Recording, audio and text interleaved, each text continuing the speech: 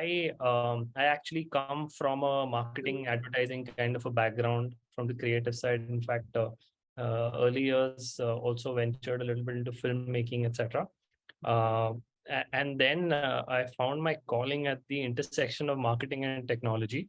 The time that I started my career about 2011, between 2008 to 2011, in that space, social media was just coming up. YouTube, Facebook, Twitter, all of these were just coming up, and Right. especially in our country, brands were latching on to all of these digital platforms. They're just trying to figure out how to deal with this new wave of media.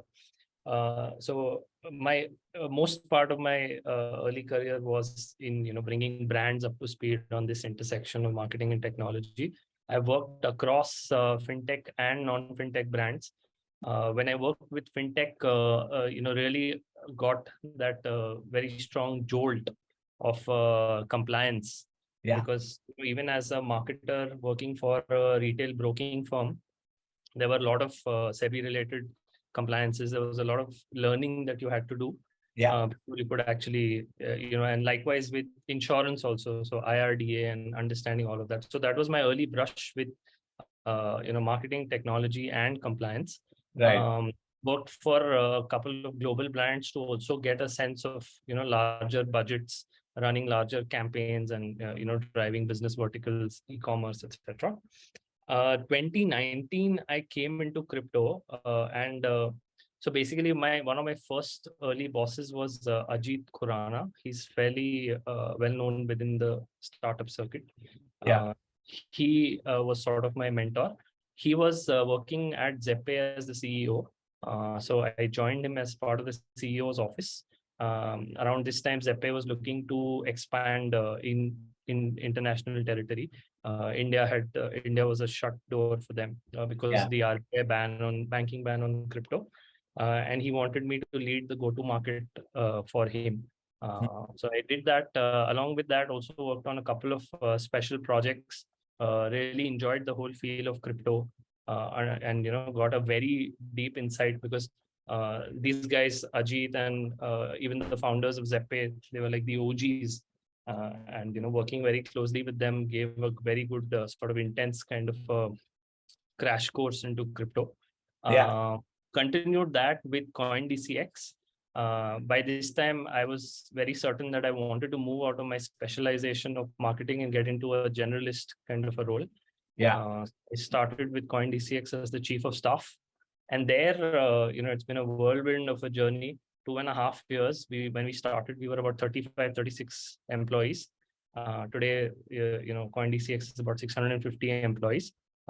As the chief of staff, it was basically me, Neeraj, and Sumit, the founders of CoinDCX. The three of us taking care of everything else that the business needs apart from your core functions. So we had core function heads, and then everything else would come to us. So right from recruitment to building the legal team, to working on business policies, building the culture at the company, uh, stepping in when functions would break, so customer support, etc., required some support. So getting into all of those things, eventually built, so drove their license application in Singapore, because there was Yeah. nobody else sort of do it. uh, in that process, understood compliance, understood global regulations around crypto, spoke extensively to the Monetary Authority of Singapore, and then brought a lot of those and implemented those in the country at CoinDCX. So became sort of go-to person for compliance in crypto at CoinDCX. That's when it came full circle for me, starting with these brands, and finally, ended my stint with them as one of the board members, and an industry spokesperson, because had also built BACC, which is the Blockchain and Crypto Council, along the way. Engaged with a lot of government folks, RBI, Niti Aayog, etc., trying to evangelize crypto and basically get them to stop them from banning crypto, to get them to start regulating it. So that's a quick intro. Yeah. Thanks, man. This is super, super helpful. Akash, you want to maybe go next? So I come from tech background, graduated from IIT Kharagpur in 2016, started my career as a software developer. I used to do security research, bug bounty on the side. That's how I got into the crypto ecosystem. This was back in 2017. I had hacked into a couple of crypto firms and they had offered to pay bounty in cryptocurrencies instead of fiat. From there, started delving deeper into the underlying tech. So got a chance to work and develop dApps on Ethereum, EOS, Hyperledger Fabric blockchain. Also got a chance to file a couple of patents in Web3 space around inheritance, around document management. I worked on this project by National Payments Corporation of India called Vajra platform. It's an interbank retail settlement solution using distributed ledger tech. Then, post that project, I moved on to CoinDCX towards the end of 2019. Back then, the overall team was very small. I was the 10th member in the engineering team. My designation was Director of Security. And from then till April of 2022, I was responsible for all things CyberSec at CoinDCX. So got a chance to work on AppSec, GRC, infra security, cyber defense. Also got a chance to work on the cold warm hot wallet infrastructure that we have inside the organization tokens, right?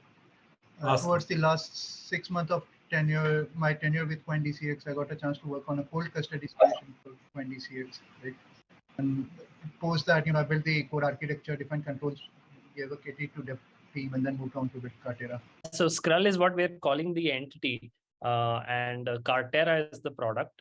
Cartera basically means wallet in Spanish. Given Akash's deep expertise in cybersecurity, in wallet infrastructure development, in blockchains, etc., and my understanding of the compliance within the crypto space, we're building a Web3 wallet product that comes with security and compliance baked into the core. The key differentiator for our wallet product is the fact that it's based on a technology called MPC technology, which means multi-party computation.